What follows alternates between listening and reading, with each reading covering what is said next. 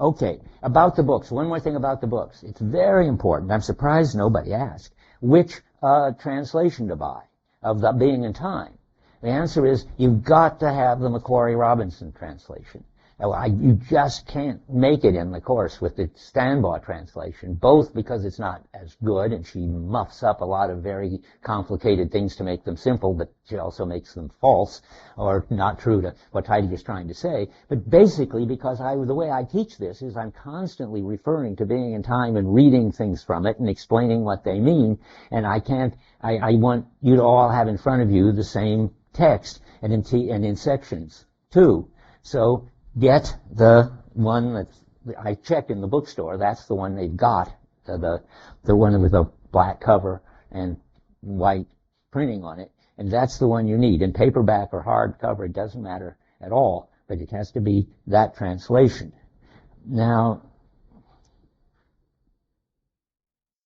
okay, about grades. Somebody is going to ask that sooner or later. There are 2 papers. Count the papers, roughly 45% each, so as to leave 10% fudge factor for whether you come to discussion sections and contribute. You're supposed to. They're required. This course you need all the help you can get, and one of the things you can do is in discussion section say things and discover whether you're on the right track or not and get put on the right track. So if you come to discussion sections and you're on a borderline between grades, you'll get put up to say from B plus to A minus, and if you don't, or if you come to sections and don't say anything, which is just as bad as not coming, then you get put down from A minus to B plus. So think of it as very important that you come to discussion sections. And if you're listening to the podcast of the lectures, it's absolutely crucial because you've got to have some sort of real live touch with the people with the text and the people who understand it. We've got 3 TAs who really understand it, and you're gonna appreciate their help. Okay, any questions about that? I'm still going through my whole list of things. Graduate students could do a 15-page paper instead of 2 7- or 8-page papers if they want to, and if they clear it with me. It makes perfect sense for some people who had enough background, but it makes absolutely no sense for undergraduates to try to write a 15-page paper unless you're Bill Blattner. So here we go. Let's see what else. No discussion. Oh, yeah, no discussion section this week. In philosophy, the way we do it is, how many are philosophy majors? Wow.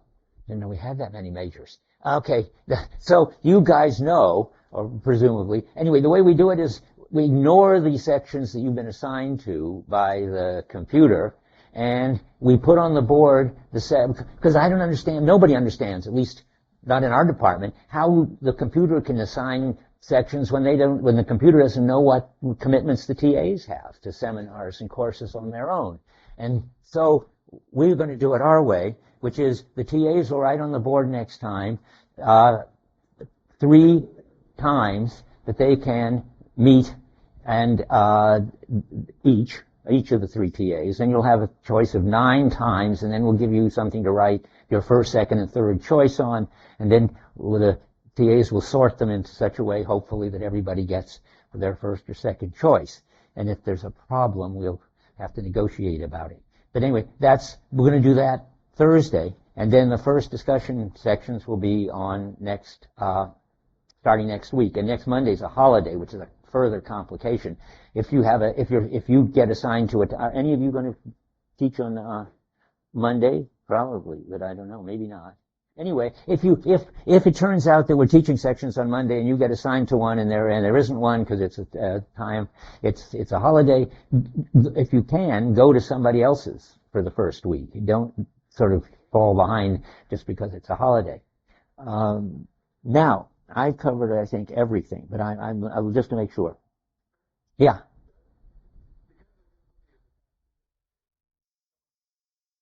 Besides the one you're in? It's an interesting question. I don't know. Sounds like a nice idea en principe, but maybe that if there's too many people to let the people who are really in the section talk, I guess it's like this.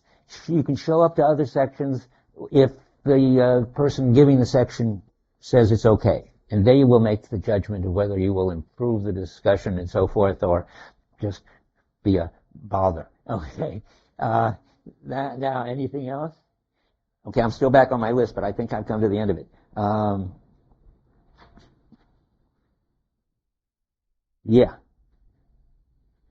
There's going to be a website for the course. I'll put my announcements on there, and I'll put my charts on there. Oh, on the back of the syllabus, you've got something important, which I have been talking about. No, I haven't quite finished, because that's telling you which of the where in the recommended reading there is something that turns out to be relevant to what it is we're talking about that week. And that's pretty straightforward. What isn't straightforward is, and what I hadn't talked about, and nobody called me on it, but I said there are these 3 Heidegger books under the recommended text, and that's a special case. It's important to know that after, 30 years of teaching being in time, just with being in time to go on, maybe 20 years, I don't know when, but something like that. All of a sudden, with Heidegger's, I guess it was they waited till he died? No, I don't think so. Anyway, Heidegger started publishing his posthumous papers, having written very few books, maybe 10 at the most. Heidegger is publishing about 200 volumes of all the lectures he gave. Absolutely every one. He wrote it out, and it's being published. There are about 100 of them volumes. Anyway, there are 3 lectures around the time of being in time. And they say the things that being in time says, sometimes more clearly, sometimes with different examples, sometimes putting them in the context of the history of philosophy, and they can be very helpful. So basic problems is the most interesting. It was the course he gave on being in time, in a sense. It was the course he gave the year being in time was published. And it's interesting to look in there when it's relevant. It's in the library. The next one that's very helpful is the history of the concept of time, and that's 1925, I think, which is Being in Time is published in 29. Anyway, that's an early draft of Being in Time, and sometimes that's a lot clearer, and it gets very condensed. Heidegger seems to, what takes up several pages of the history of the concept of time can show up as a paragraph in Being in Time. And I explain all that on the page about the reading, and I try to tell you where to look in the concept of time, the history of the concept of time, for the relevant passages, but I don't say anything about formal and transcendental logic. And just to forestall a question, that's because I'm only telling you what to read up through the first 6 weeks when the first paper will be due. Nothing in formal and transcendental logic becomes important and relevant until the second 6 weeks. So I'll tell you what's in there. That's after Being in Time. That's a very, very interesting book, about 2 years after Being in Time, in which he's sort of focusing it differently. Now I've covered everything on my notes. Last chance for general conversation. Anybody have any loose ends? It's amazing. Yeah, okay.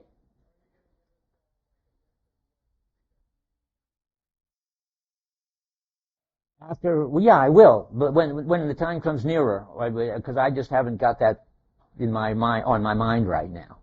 Yeah, I will, certainly. How would I abandon you all after 6? That would be crazy. Okay.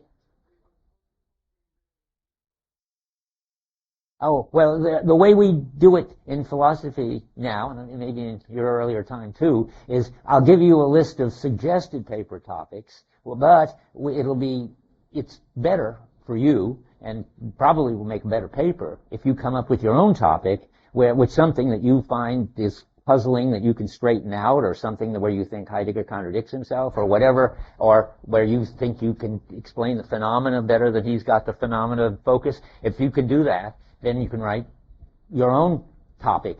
Only, you always have to clear a topic with your TA if it's not on the list of suggested topics, because we don't want to let you just go off the deep end and compare Heidegger to something that it's incomparable with. Okay. Yeah.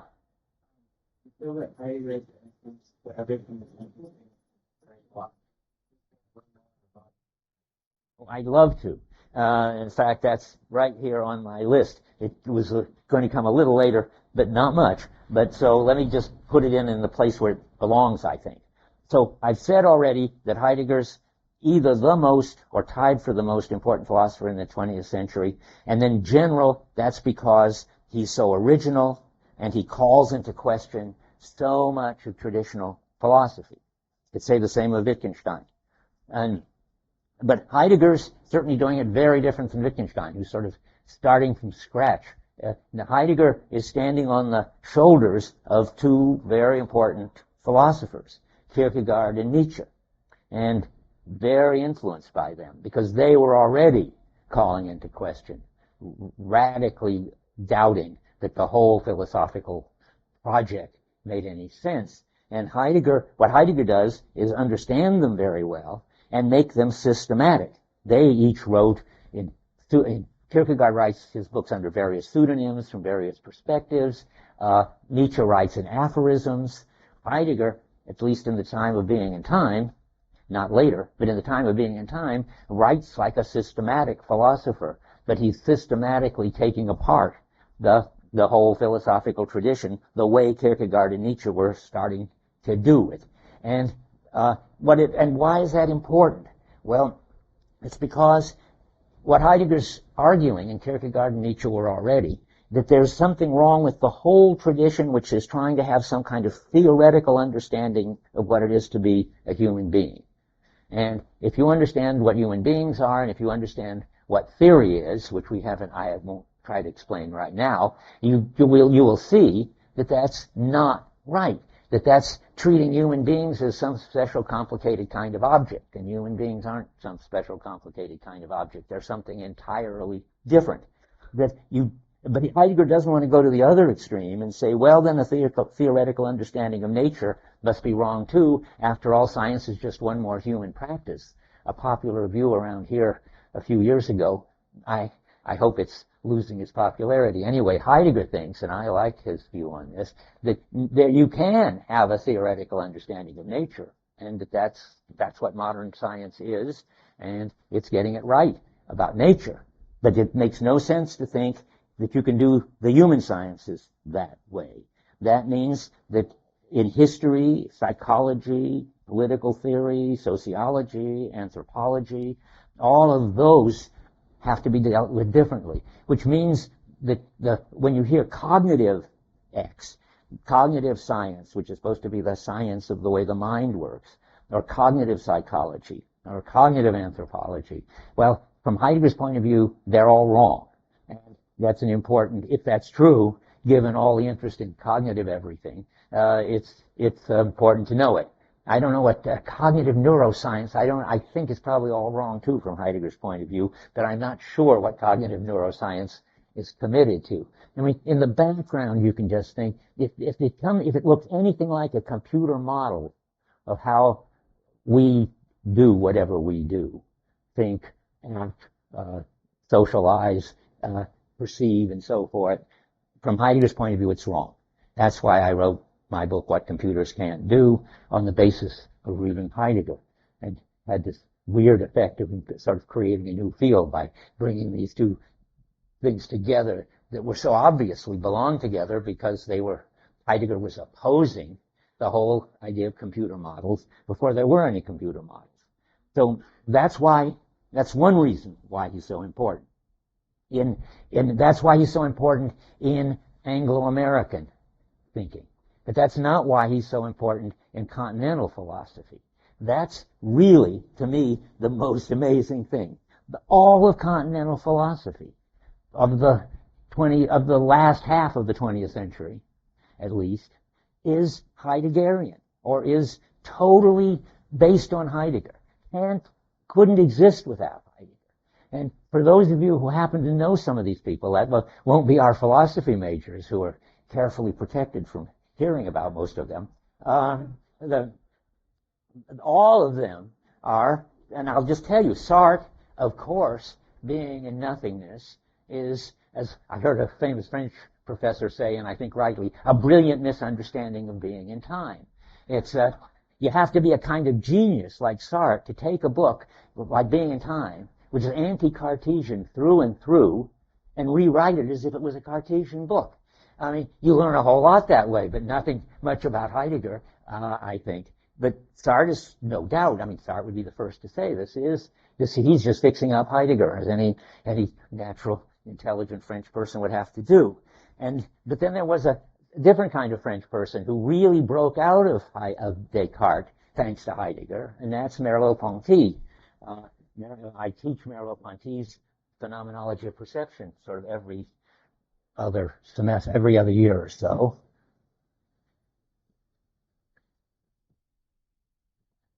Nothing to look at now. It's even, if anything, harder than Being in Time.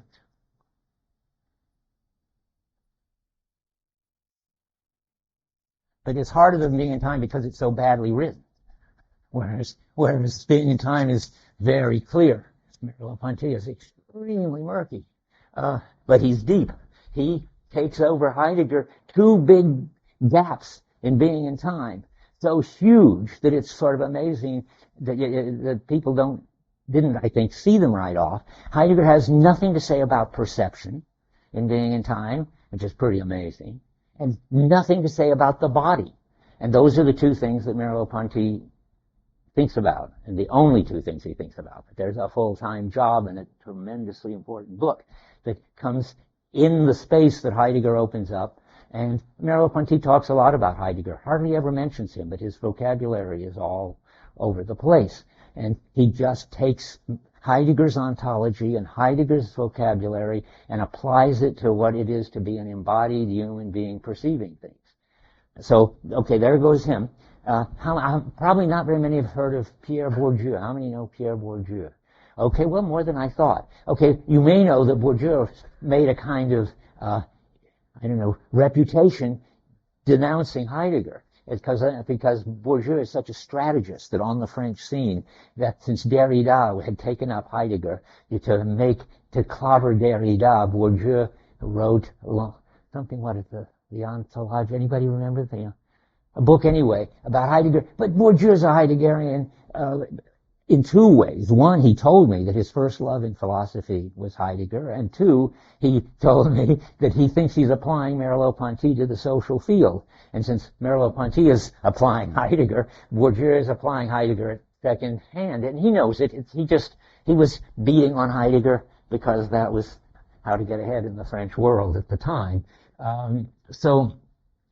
Foucault actually said on his deathbed that the main influence on his life was Heidegger, and he says in this famous bedside quote, where, by the way, it was complicated in France, Foucault, whereas Bourdieu got ahead by sort of bashing Heidegger, Foucault got ahead by pretending that he'd never heard of Heidegger, but only on his deathbed, when he didn't have to worry about how he looked on the French scene, did he say that he felt that he was a Heideggerian through and through, except, as he says, Nietzsche won out in the end. So the structure of Foucault's thought is Heideggerian, but he does a Nietzschean variation on it. All of this you probably know. I mean, Heidegger was a Nazi for a while. For how long isn't too clear. But in 1935, he published in 1957, I think it is, he published some lectures from 1935, Introduction to Philosophy, to Metaphysics. What's the book? Introduction to Metaphysics, in which there is the sentence that describes the inner truth and greatness of National Socialism. That is something to be upset about, and why people in France, particularly right after the war, like Merleau-Ponty and Foucault and Bourdieu and so forth, weren't going to go around saying they were Heideggerians. But one person who really got upset about it, and he's the next one, is Habermas. Habermas how many know about Habermas, the most important philosopher in Germany? He just hates Heidegger, and what you don't usually know is until he saw this sentence, he was a total Heideggerian. He loved Being in Time. He was terribly disappointed to discover that Heidegger had been a Nazi. And But, and this I like a lot, Habermas is such a great guy. He is so honest and so committed to philosophy. He actually published the following sentence in his book on the discourse of modernity, that Being and Time is the greatest philosophy books in Hegel's phenomenology of mind. When you hear that coming from somebody who really hates Heidegger because he was a Nazi, and you see how important Habermas thinks that is, that means that when the dust clears, we're going to hear about Plato and Aristotle and Kant and Hegel and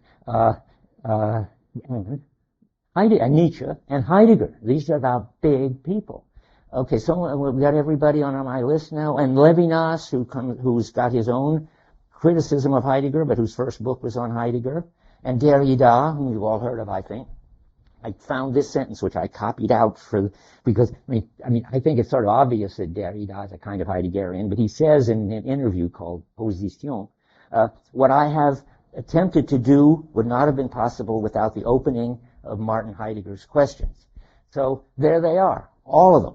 I don't think I've left anybody out who's anybody on the scene in continental philosophy, and they're all Heideggerians. And now finally, yeah.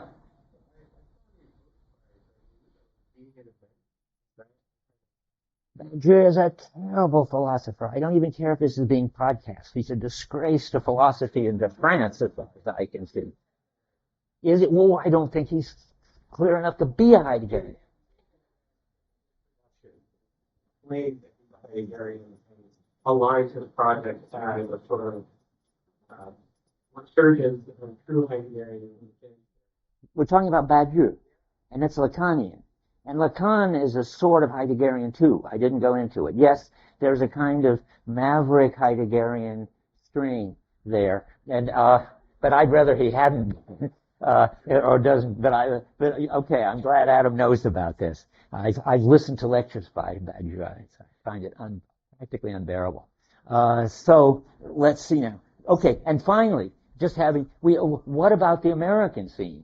We've talked about where Heidegger comes in continental philosophy. Well, he's coming up strong on the American scene. I can give you two reasons to think so. One is that good people in very good places, smart people, are publishing with very good publishers books on Heidegger, of which there are some here, but I didn't nearly list them all. And they're working on Rathall is going to bring out a new translation of Being and Time, which is going to be better than either of the ones that are around. And there are two important philosophers, anyway, in the Anglo-American scene who do take Heidegger very seriously. And that's Charles Taylor, on the one hand. I don't know if you ever heard of Charles Taylor. Have you, anybody?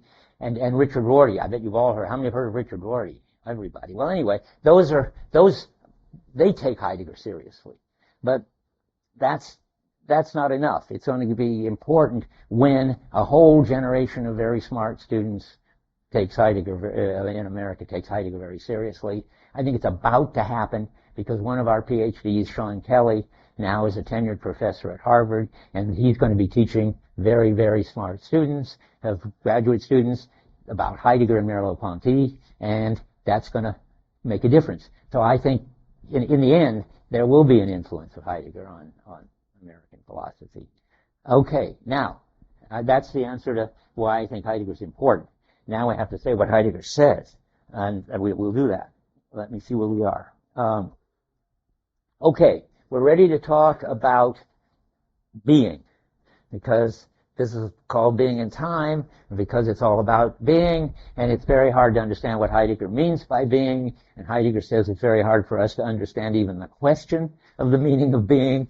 So I will do my best for the rest of the time, for another half hour, to try to orient you to why somebody would be asking the question about the meaning of being and what sort of answers somebody could give, and telling you first the wrong answers, and then from Heidegger's point of view, and then Heidegger. Okay, so there is a traditional understanding of being that goes back, way back, to Aristotle, and probably Plato too, for sure, Socrates. I think Heidegger thinks that the pre-Socratics didn't have that, and he thinks the pre-Socratics were on the right track, and then they got sort of detract, I don't know what the right word is, waylaid by Plato, but the traditional understanding sort of comes to a big focus and clarity in Aristotle, and that is that being is a being is a substance. The way of being of entities, the way of being of beings is to be substances. That's a mouthful, but I'll tell you that means that, and you all believe that, and you've all heard that in lots of philosophy courses in endless variations. So there's this lectern. It's that's the ultimate kind of being. And what is it? Well, for Aristotle, it's a self-sufficient entity. That's what it is to be a substance. And it's got properties inhering in it. That's the other thing that substances do. So this is brown, and it's hard, and it's heavy, and it's probably got a lot of other properties in it too, inhering in it. And the properties depend on the substances. You can't have the properties running around without inhering in some substance, but the properties also have a kind of independence. That is, the being hard and being brown and being heavy, each of those properties is self-sufficient in its own way, meaning it doesn't need any other properties to be that way. And to see why that's a funny thing, why anybody would doubt it, you've got to see that Merleau-Ponty thinks that the woolly redness of a carpet is different than the shiny redness of a fire engine and so forth, even though they all could match the same color strip red, because properties are not independent of each other, but are all holistically related in perception. That's what we're not going to talk about. But because what we're going to talk about and what Heidegger's going to talk about and reject is what you could call an atomistic account of substance and of properties. Well, I don't mean it chemical atoms, but I mean that whatever the basic elements are. Now, not talking about science, but just whatever the basic, I don't know, I can't think of a good word for this, except pieces of being are, or something like that, are independent and of each other. The properties are not affected by what substance they inhere in. They're not affected by the other properties, and the substances aren't affected by each other. It's all atomistic in that sense. And the opposite of atomistic is holistic, where everything is influenced by and depends on and couldn't be what it is except for everything else that's involved with it. And we'll get to that in a minute. But right now, we just got to see that for Aristotle and for the whole tradition, to be is to be a substance. And in German, that's Vorhandenheit. And that gets translated different ways in different translations, of course, and unfortunately. Vorhandenheit. That means presence at hand.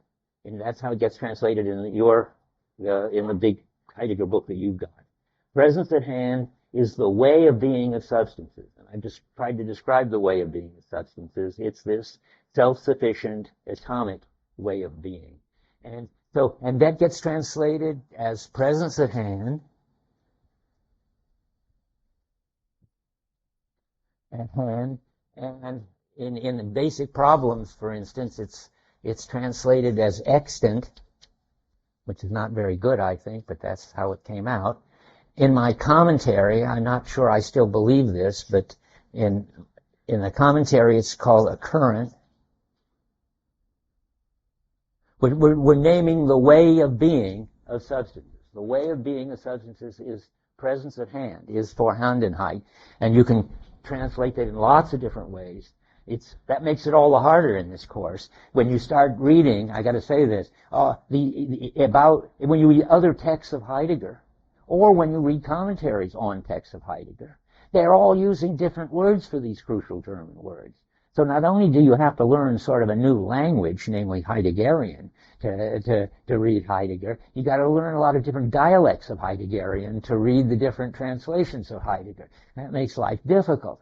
But you've got to keep it in mind. You've got to keep in mind and look in the glossary. I mentioned that on the page I hand out about supplementary reading, because you won't understand anything if you think that, having read a lot about presence at hand and being in time, you're now reading about the occurrent and basic problems, and you don't see that it's the same thing.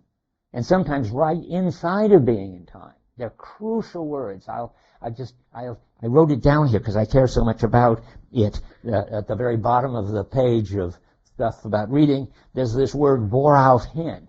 If you don't translate it right, as our translation calls it, towards which, it calls it what else does it call it?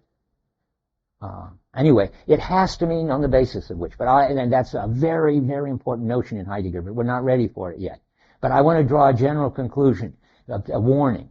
When you read Being in Time, there are certain words which, if you don't get them right, you can't possibly be understanding what you're reading. And if you come across the towards which, I wish I could remember, there's another wrong. Well, that's the right meaning. On the basis of which, there's one more wrong one. On the basis of which is okay, in terms of which is maybe okay. But anyway, there are certain words, and I'll warn you, that you should correct, so to speak, and really, really write in the right one, because you can't understand it unless you get the right translation. And certainly, I want to say it now because I may forget to say it when papers are becoming due. When you're quoting Heidegger, when you're using some of these very wrong words, it's very hard to understand by you and by the person reading your paper. Put in one of the okay translations. These are all okay translations of present at hand. There are only certain words, which I don't want to go into right now, which are not okay, and which completely mess up the meaning. Okay, back to where we are. So presence at hand is everything that is self-sufficient is a substance. And everything that is a substance is self-sufficient. Tables are substances, trees, the sun, numbers, whatever. And that's what Aristotle was interested in describing. And this goes through the whole history of philosophy and finally comes out in our time as the fact that they're substances and they have properties gives you a subject and predicate understanding of the same phenomenon. You name the substance as a subject, the table, and you predicate of it being brown, that's the property. That leads finally to the predicate calculus, which is all about how, in general, the formal structure of substances with properties. And then you get the interesting phenomena that it looks, if you believe this ontology, as if all you need is the right story about all the subjects or substances in the world and all their properties or predicates, and how these are all related logically by formal relations. You could describe everything. Now, who would have thought anybody would believe that? Well, that happens to be what people in artificial intelligence believed. They're the ultimate heirs to this present-at-hand ontology. John McCarthy at Stanford believes to this day, unless he's changed his mind since I last saw him, that everything intelligible about the world and about human beings can be represented in the predicate calculus. That's exactly what you get if in your ontology you think that the only kind of being, the only way of being is present at hand, then everything must be understandable as present at hand. And if you've got a formal model for understanding everything as substances with properties, you ought to be able to understand everything. Well, that didn't work. And Heidegger's got a very good account of why it didn't work. And now I think everybody thinks the good old, what John Hoagland, another Berkeley PhD, thinks called good old-fashioned AI, or what in more fancy talk is the model of the mind in which it has formal representations of the world, which it manipulates in logical ways. That whole way of thinking about human being, what happened is you got substance ontology got turned into a research program by the people in AI, and it failed. So that's one good reason for reading Heidegger, to see what happened there. People wasted a lot of time, and DARPA, the Defense Department, wasted a lot of money trying to trying to sort of apply substance ontology, and it didn't work. Well, why didn't it work? Well, you can sort of intuit why it didn't work, can't you? I mean, if the essence of it is the self-sufficient character of the substances and their properties, of the subjects and their predicates, then if things were holistic, it wouldn't work. And the genius of Heidegger is to take the most obvious and simple case of the holism of our world or our experience and work it out and show that it's not understandable in terms of substance and properties, and moreover, substance and properties are derivative in some way from this. Well, what is this? What is this other way of being? Well, it's the being of equipment. Heidegger takes it up talking about hammers. And he says that what's characteristic of all equipment, only he'll just do it with hammers, is that a hammer's way of being is such that it couldn't be a hammer if it weren't for there being nails and wood and houses and people who had the skills to make and pound nails into wood. All of that has to hang together for something to be a hammer. When I get to this, how many people, I mean, maybe too far in the past now, anybody seen The Gods Must Be Crazy? Is that still around? I mean, there you get the case of something which for us is part of a whole equipmental totality, a Coke bottle in which you put liquids and it has a cap, and there are Coke bottle openers and there are Coke bottle machines and there are glasses you pour it into and so forth and so forth, and it gets thrown out of an airplane and lands in this tribe in Africa, and they don't know what to make of it. It's just a substance. And so they try to fit it into their world by using it to roll tortilla-like things or to hit each other over the head with as a weapon and so forth. But it's certainly not a Coke bottle. There is no way for it to be a Coke bottle in that world of those people. So the whole idea is, for Heidegger, that you can view a Coke bottle as a hard, greenish, sort of transparent substance, but then you miss what it is to be a Coke bottle. Same with hammers. You can regard a hammer as a wooden shank with a metal blob on the end, but that doesn't get it for what it is to be a hammer. And it now comes a trickier move. You might think, well, all you need is to add something that's this wooden shank with this metal blob on the end, and it has a bunch of properties, long, hard handle and shiny, heavy, blobby end and so forth. And it also has the property of being for hammering. Aha! Now it looks like you've sort of absorbed it into the substance ontology. But, of course, that doesn't work, because being for hammering suggests that, one, it leaves out sort of why you're hammering, and when hammering is something if you just took the thing out and bashed a rock with it, you wouldn't be using a hammer. You wouldn't be hammering. Hammering it's something that is sort of culturally defined as this piece of equipment is for driving in nails, for attaching wood, for building houses, and so forth. It's got this normative element. You can use a hammer as if it were a screwdriver to open a paint can, but it doesn't make it into a screwdriver. It's got to have a place in the practices of the culture in which it is related to a lot of other equipment and to the goals, to the skills of people, and to the goals of people. So in the end, Heidegger thinks that we'll talk about this more next time. He says the hammer has if I pick up the hammer, in order to hammer in nails, it has a towards which, that is a task towards putting these pieces of wood together. It has a final towards which would be, say, building a house.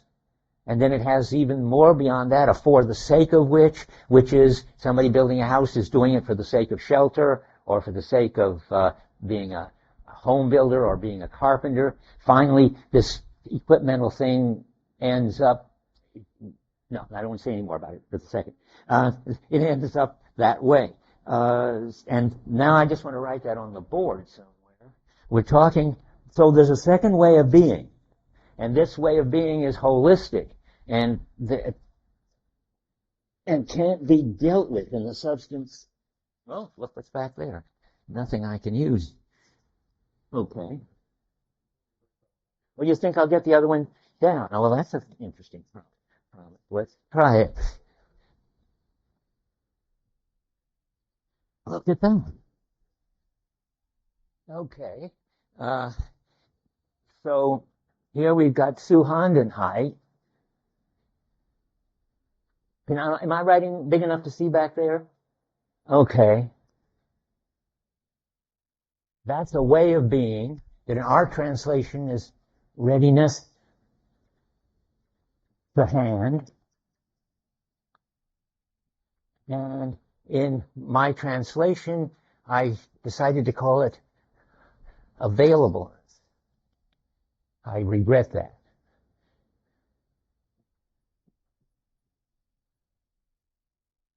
I regret it because it suggests that a hammer in a drawer still has the way of being of readiness to hand.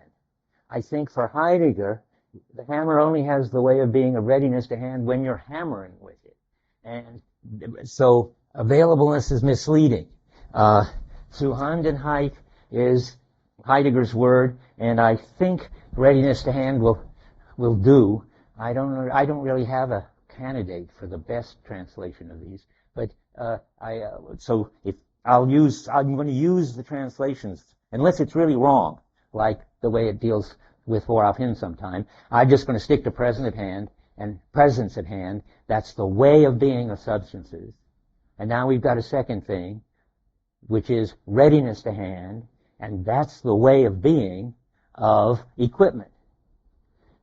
This is it's the sort of general property. No, I can't say that.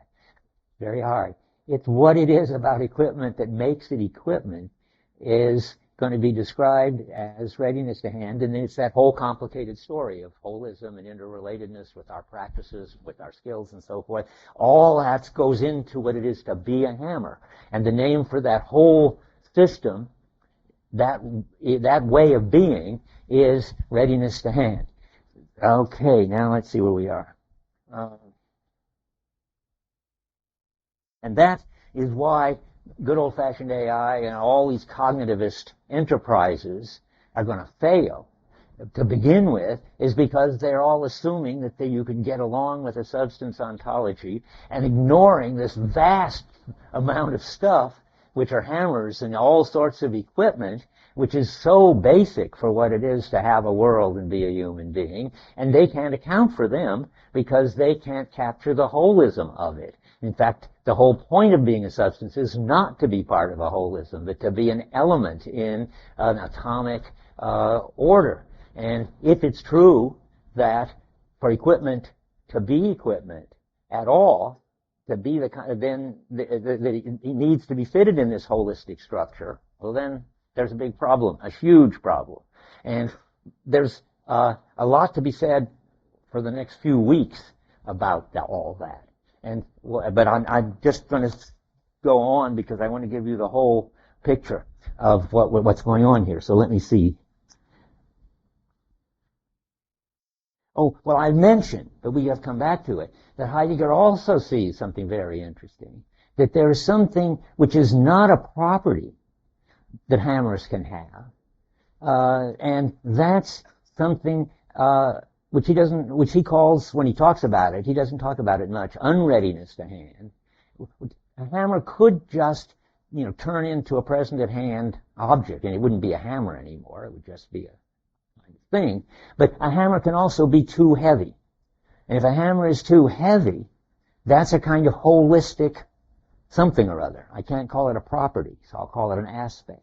A hammer is too heavy for me doing this job with these nails and this wood and this situation. You can't have just the property too heavy adhering in the hammer the way you can have it being heavy or being brown or being metal or something.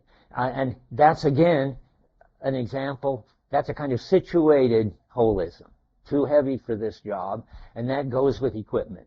But I want to go on, I got 10 more minutes, and talk about the third way of being. There are three crucial ways of being, of which the tradition only knows one. I mean, it's hard to believe. When I find myself saying this, I'm just always blown away. That some things, these simple, obvious, pervasive, important things that Heidegger sees that are so clear and so incontrovertible that philosophy managed to go on for 2,000 years just not noticing it or not thinking it was worth thinking about. So now we've got this one, and now the other one is an interesting one because the third way of being.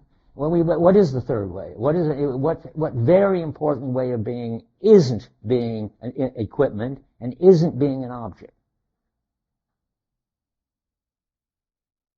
Somebody's going to come up with it. Yeah. Being a human being. Exactly. Being us. Our way of being isn't equipment. And you can treat people like equipment. You can use them. And you can treat people like objects, like doctors have to do. You can operate on them as a piece of meat, but you can't. But we, when we're being human beings, aren't equipment, and we're not objects. Now, you might think, well, at least philosophers notice that. Surely they had lots to say about people, but Heidegger thinks, and I think it's fascinating, that when they talked about people, philosophers talked about people as particular kinds of substances. So the soul is a kind of substance in Plato. It's a substance, and it's got three parts, and it's it's so independent of everything that it can be immortal and not involved in the world and not involved in time at all. So when philosophers noticed people, they just went on with their substance ontology. And you can just see it going on. And Descartes is interesting because he was upfront about it. What did he say we were? You must know. If you're not, you better leave right away. What's his name for us? The cogito is, that's what we do. Yes, we're a thinking substance. We're a res extensa. That's a kind of, sorry, that's what the world is. We're a res cogitans. We're a thinking substance. But the res in there is Latin for the substance word, ousia in Aristotle. But, and you think, well, maybe they stopped thinking that way. But no, Leibniz has monads, and those are self-sufficient substances. And Kant has a transcendental subject, and that's a self-sufficient substance. I'm not so sure about Husserl, but I think Husserl thinks that we are a kind of self-sufficient something or other, which he calls transcendental subjectivity. And it's nice to have a wonderful, brilliant, homegrown version of this, namely John Searle. He's still got a substance ontology. He says we're minds, and we have mental states, and we have intentional content. Those of you who have the philosophy of mind course from Searle will know that. And he's clear that minds are self-sufficient, that the whole world might not exist. We still have this intentional content sort of directed toward the world. Husserl had the same view, even if there wasn't any world, because minds are self-sufficient substances. And they also have other internal states, like beliefs. You can have beliefs about all sorts of things, whether they exist or not, unicorns and so forth. So the idea that we are substances is right there in front of us. How many of this, I wanted to ask this anyway, how many had the Husserl course this summer? Okay, well, I don't know what Joseph told you, and Husserl's a hard person to understand, but I'm pretty sure that John Searle and Husserl think very similarly, and that they are just the latest version of the substance ontology, that they think that we're a thinking thing, or an intention-having thing, or something like that.